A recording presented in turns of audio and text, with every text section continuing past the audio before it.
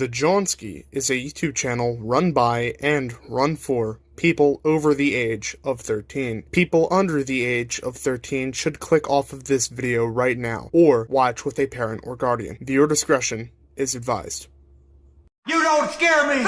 Militus freaking Tanae Militiamen, my name is King Prime and welcome back to another video here on the YouTube channel.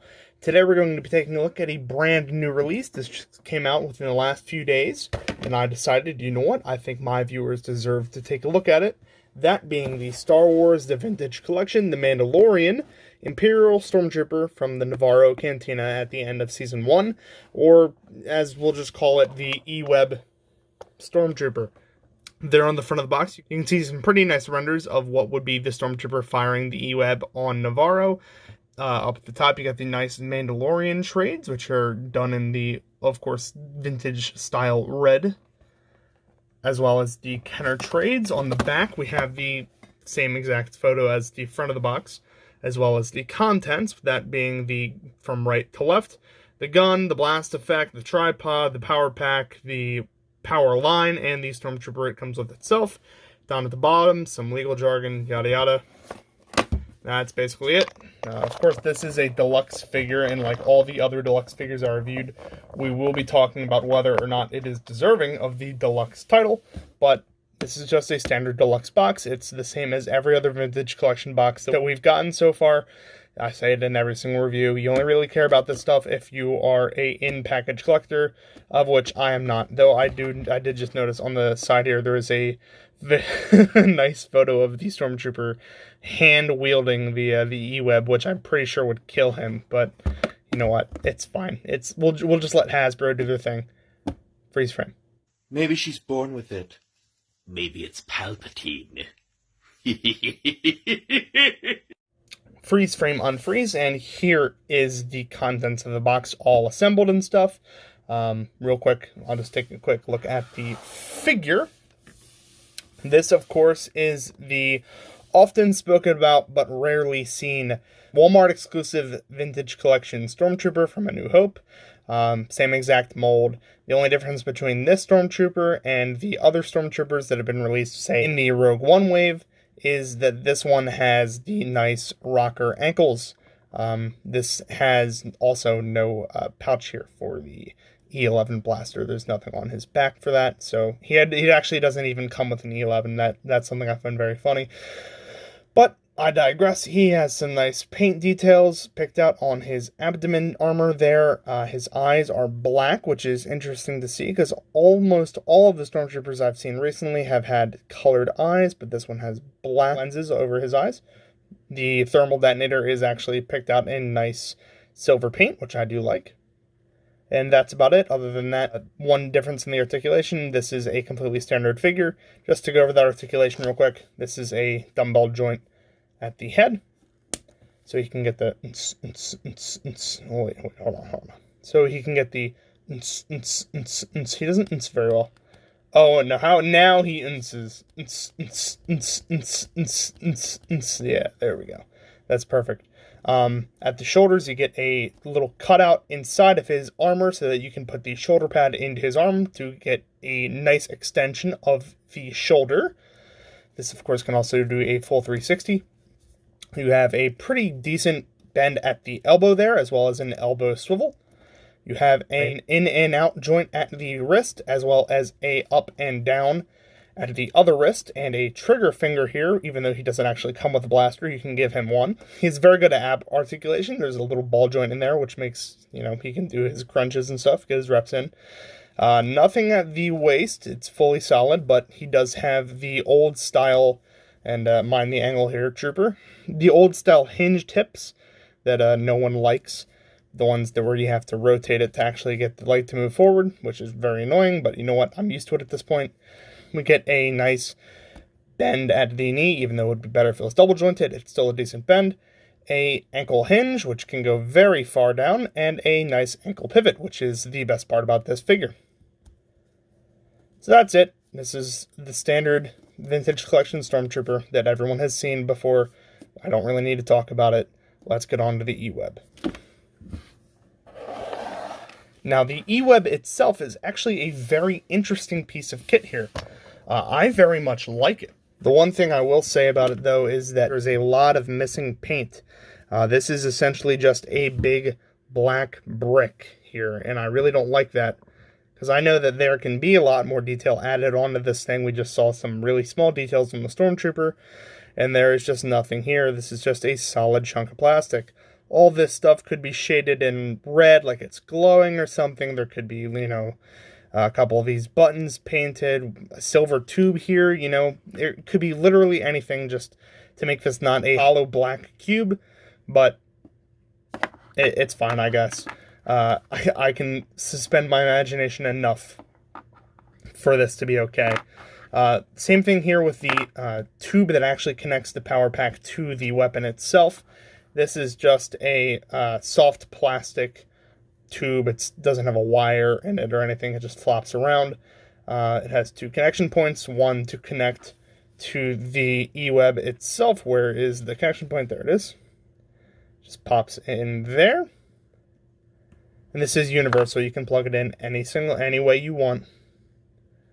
And then there's a plug right in the bottom of the gun, which will tab in, and there you go.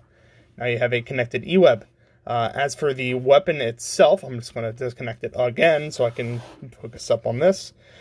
It has some articulation, actually, believe it or not. It can elevate about that far into the sky. Let me zoom out so you can get a nice look at that. About this far into the sky, so you got some elevation, a little bit of depression if you want to shoot like mice or like, I don't know, Grogu or anything that is short enough where you can shoot at it on the ground. You can rotate the cannon on its x-axis 360 degrees, so you can rotate it and shoot all around. As for the bipod, it's actually a very interesting thing. This bipod came in pieces, and I'm not going to lie, even though the instructions are included, it's actually kind of difficult to put together. There's nothing really special in this, just nice molded detail that you can see a little bit in there, like some pistons and stuff, but there's nothing really special about this. The construction of it is a little bit tricky, though, and so to help this, I actually have another E-web tripod that I'm going to put together and show you exactly how it works. So here we go. Let's take it all out of the packaging here, and I'll move this old one aside. So the first step you're going to want to get is this little piece here, the center piece, the platform in which the gun rests and which the legs all connect to. That is your main focusing point. This is the frontmost point on the gun, and these two are the rear legs. This piece in the middle is said it was supposed to be attached in the instructions, but it came attached to the mount, so I'm not so disappointed about that. What you need to do first is you need to take a look at all 3 of these legs, and you need to figure out which one has the tabs on it sticking out to the side and which one doesn't. So I actually have them correctly oriented here. So the 2 on the outside are the ones that are going to go in the rear, and the one that has the no tabs, or actually I should say tabs on both sides, is going to be the one to be the forwardmost leg. So what you do is you find where those tabs are sticking out, and you see those 2 little holes divided by a little, I would say, a little ridge there in the center that you can just sort of maybe see. And you're going to want to line that up and stick it right in there till you feel it pop in. You're not going to hear anything, but you will feel it, I promise. The next thing you're going to want to do is find the tab that is sticking into the left, and that is actually going to go on the right side of the mount. So you're going to do the same exact thing you did. Find the little groove in there that's cut out all the way around, and then find the hole, and you just line them up like that. And it'll turn as you put it in, but then you'll feel it snap, and then there you go. You have it nice and flush against the mount. Then, of course, you know, process of elimination. This is the last mount. Do the same exact thing. Just line up that mount there and wiggle it on in, and it'll snap, and then you're good. The last step here, you have this single greebly here, which doesn't really serve any purpose other than detail, as well as these 2 holes that are on the forwardmost leg. All you're going to want to do is slide this greebly inside the holes of the legs, which are attached to either side of the mount, and then just feed it on through and find the holes with the ends of this greebly, and then you stick it in, like so. And that is a assembled E-web. I also have the other E-web cannon with me here, so I can just put that on real quick, which it's a little tight at first, but you know, it will loosen with time. As well as the hose that goes with it. All you gotta do with the hose is find the mounting point on the power cell, plug it in, then you find the hole in the bottom of the gun, and you attach that like so. And it should attach just like that. And then, of course, you also have the optional muzzle flash. You can see here this sort of orange to red gradient to represent a blaster bolt. It's nice. It's a good option. You can just plug it right in the front there, and now your E-web is firing like so, which is very cool. And then, of course, you can bring your Stormtrooper in here and freeze frame. Oh, dreadnought of the farmstead, what be your wisdom? It is better to ye for the Emperor than haul for yourself. Freeze frame, unfreeze, and there he is, manning the gun there. That looks absolutely awesome. Usually I'm not a fan of the blast effects, but just this looks really cool. I really like it. But real quick here, let me just do a freeze frame again and get a nice size comparison in. So freeze frame. Motherfuckers be like manga hog, and then pull out these two. Come on, man, switch it up. Pull out these, okay? Freeze frame, unfreeze real quick. Here we have the Stormtrooper and the E-web next to the Dark Times Darth Vader there, as well as the protagonist, the thing that this thing would be fighting against, the Vintage Collection Mandalorian Din Djarin. And for one final comparison, why the hell not, I'll bring in the previous review, the Jazzwares World of Halo Master Chief from Halo 5, who can just chill there and laugh at the puny gun which is in front of him. So that's that. It's not bad scale. It's pretty halfway decent. So let's go on to the final thoughts. Freeze frame. Top 3 things that do not belong on a pizza. Number 3, your brother's bollocks.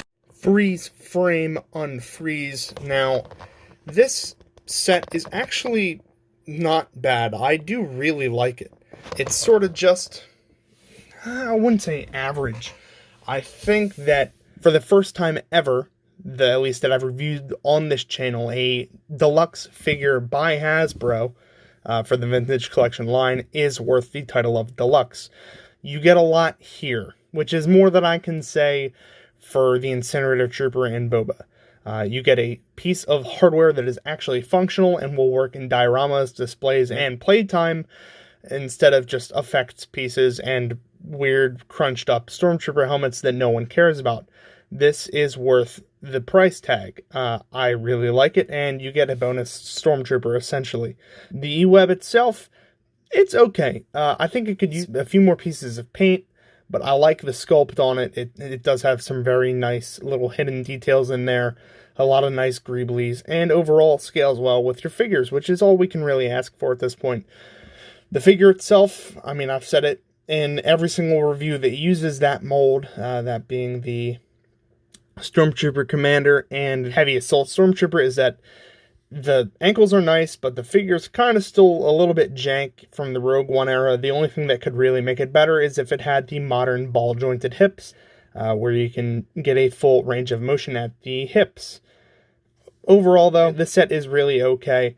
If you're into Imperial army building, I definitely think it's a must for you to have, but for the average collector, it might not be the best for you to get. You can probably just skip on it unless you really, really, really want another Stormtrooper for your collection. Well, my friends, that's going to be it for the video. If you like The Mandalorian, if you like Imperial army building, if you like the Empire, if you like the Vintage Collection, or any of this kind of stuff, make sure you share this video with all your Facebook groups, share it with your friends, yada yada. Make sure you like, comment, and subscribe down below. And thank you all very much for 100 subscribers. You have officially fulfilled a lifelong dream of mine that I've had since I was a kid. I'm at 100 subs now, actually. I think we're at 103, which is very, very good. I'm so proud of that. And as always, my friends, peace.